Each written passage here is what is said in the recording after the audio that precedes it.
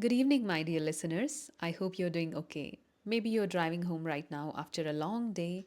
Maybe you're in the kitchen making dinner. Maybe you're out for a walk or you've just finished work and finally got a quiet moment to yourself. Wherever you are, thank you for spending this time with me. Honestly, one of my favorite things about these episodes is that I never feel like I'm talking to thousands of people. I always picture just one person, someone who has had a long day, someone who is trying to become a little better every day, someone learning English but also kind of learning life along the way. And I think those two things are more connected than we realize. So today's topic is something that's really close to my heart, especially because I get asked this a lot. Ma'am, if I become fluent in English, will my communication automatically get better? And honestly, my answer is not necessarily. Because English is a language, communication is something much bigger than that. Let me ask you something. Have you ever met someone with genuinely amazing English? Perfect pronunciation, great grammar, impressive vocabulary, barely a mistake in sight. And yet, after talking to them for 5-10 minutes, something just felt a little off. You didn't really enjoy the conversation.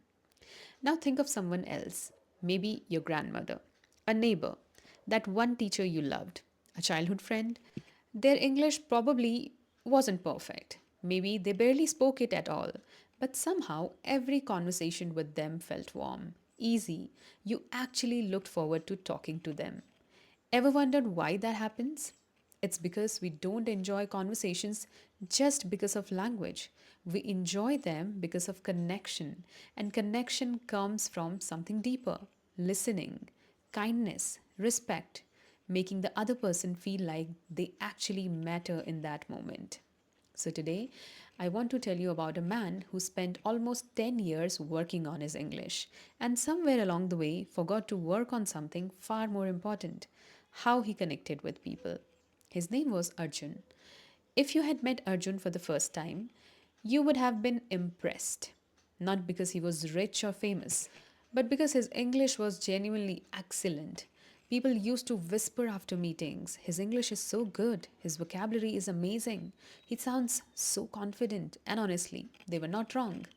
Arjun had worked hard for it. Years of reading, listening to podcasts, watching interviews, working on his pronunciation, picking up new words almost every day. Ask him what a difficult word meant, he probably knew it. Ask him to give a presentation, he would nail it without breaking a sweat. From the outside, it really did look like he had it all figured out. A few months later, he got promoted to team leader. Everyone was thrilled for him: his parents, his friends, everyone. It felt like all that hard work had finally paid off. On his first day as manager, he walked into the meeting room with a big smile. He had prepared everything: a great presentation, clean slides, every sentence practiced. The meeting went smoothly. He explained the new project clearly, confidently, and professionally.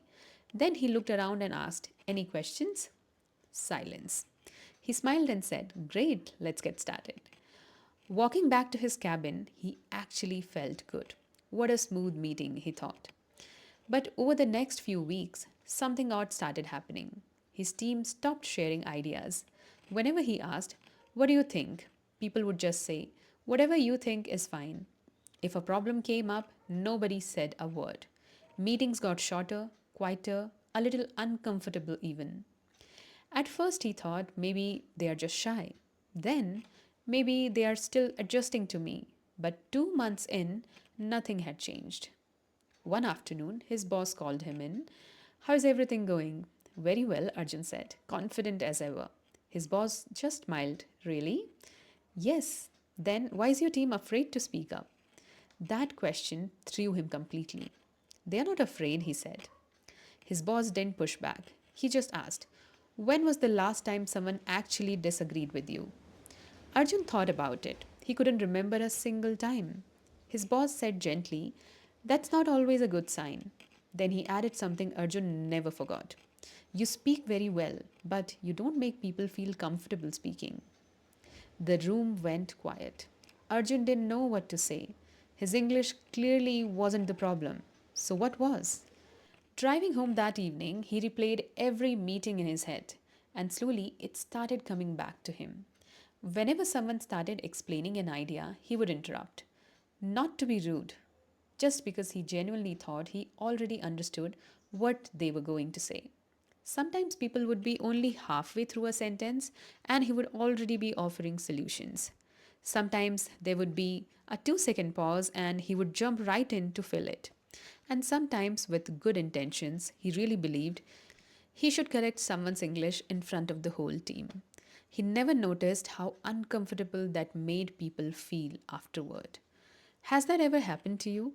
You're trying to explain something, and before you even finish, someone cuts in. And suddenly, you just don't feel like continuing. Or maybe you're speaking English, you know you're making mistakes, you're already a little nervous, and then someone corrects every other sentence. Even with the best intentions, your confidence just quietly leaks out of the room. A few days later, something small happened that changed everything. The office threw a little birthday celebration. Nothing fancy, just cake, tea, some laughs. The office assistant, Ramesh, was serving tea when he accidentally dropped an entire tray. Cups shattered, tea went everywhere. The room went dead silent. Before anyone could react, a guy named Ravi stood up. He smiled and asked, Ramesh Bhaiya, are you okay? Not, what did you do? Not, be careful. Just, are you okay? Ramesh looked mortified. I'm so sorry, sir. Ravi just laughed. It's only tea. We'll clean it up together. Within seconds, three more people were on their feet. Someone grabbed tissues, someone picked up the broken cups, someone else went to make a fresh round of tea. 5 minutes later, everyone was laughing again like nothing happened. Watching all this, Arjun noticed something. People genuinely loved talking to Ravi, and Ravi's English wasn't perfect at all. He had fumble for words sometimes, mix Hindi and English mid sentence, laugh at his own mistakes, but somehow nobody around him was ever afraid to say the wrong thing. That evening, Arjun found him and asked, Can I ask you something? Of course, Ravi said. Why does everyone love talking to you so much? Ravi laughed. I don't know, honestly. Then, after thinking for a second, maybe because I don't try too hard. What do you mean? He stirred his tea slowly. When someone is talking to me, I'm not sitting there preparing my answer. I just listen. I get curious. I ask questions. And people like talking about themselves. That one line stayed with Arjun for a long time. He had been practicing how to speak, he had never once practiced how to listen. So Arjun decided to actually try something different. The next Monday, he walked into the morning meeting and did that one thing he almost never used to do. He waited. Someone from the team, a quiet guy named Deepak who barely spoke in meetings, started explaining an issue with the client report. Halfway through, Arjun felt that familiar urge, the itch to jump in, finish the thought, offer the fix. He caught himself, bit his tongue literally, and just let Deepak finish. It felt strange, almost uncomfortable, if he was honest. But when Deepak finished talking, Arjun asked, What do you think that caused that? Not, here is what you should do. Just, what do you think? Deepak blinked, like he wasn't expecting that question. Then he actually answered. And then he kept talking. For the first time in weeks, someone on the team offered a full idea without being asked twice. Arjun started noticing little things after that. He started looking people in the eye when they spoke instead of glancing at his laptop or half thinking about his reply. He started remembering names properly, not just the new guy or the girl from finance, but actual names and little details too. That Ramesh always asked about his mother if you asked him first. He started asking one extra question before responding. Not to be polite, genuinely, because he wanted to know what made you think of it that way. How did that go for you? Small questions, but they changed everything about how people responded to him. He also caught himself simplifying how he spoke. He noticed people relaxed a little more when he talked like that. Less like they were being tested, more like they were just being talked to. The biggest change, though, was with the quiet ones. Every team has a Deepak, someone who has good ideas but never volunteers them first. Arjun started making space for them on purpose. If a loud voice jumped in too fast, he would gently say, Hold that thought, Deepak, what were you saying? It felt small. It wasn't. Weeks passed. Slowly, the meetings started sounding different. People disagreed with him again, actually disagreed out loud in the room. Ideas started coming from corners of the team he hadn't heard from in months.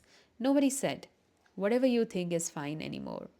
One evening, his boss stopped by his cabin again. "Heard your team's a lot more vocal these days?" Arjun smiled. "Yeah, turns out I just needed to talk less." His boss laughed. Funny how that works. And that's really the moment it clicked for Arjun. All those years, he had been so focused on how he sounded, his grammar, his vocabulary, his pronunciation, that he never once thought about how people felt after talking to him. Nobody on his team ever went home and told their family, "Wow, Arjun used such a great word today." But plenty of them eventually started saying, "He actually listens to me." That's the part that stuck. So, here is what I'll leave you with tonight. My dear listeners, if you are learning English, please keep going. Practice every day. Read, pick up new words, build that confidence. English really is a wonderful skill. It opens doors, creates opportunities, helps you grow in ways you can't always predict. But once that door opens, people won't remember your grammar. They won't remember your pronunciation or that one impressive word you used. What they'll remember is much simpler than that. Did you listen? Did you smile? Did you make them feel respected? Did they feel comfortable around you? Because at the end of the day, communication was never really about impressing people. It's about connecting with them. And sometimes the best communicator in the room is not the one who talks the most, it's the one who makes everyone else feel heard. Until next time, learn English, sure, but don't forget to learn people too. Because language starts a conversation. Kindness is what keeps it alive. Take care, and I'll see you in the next episode.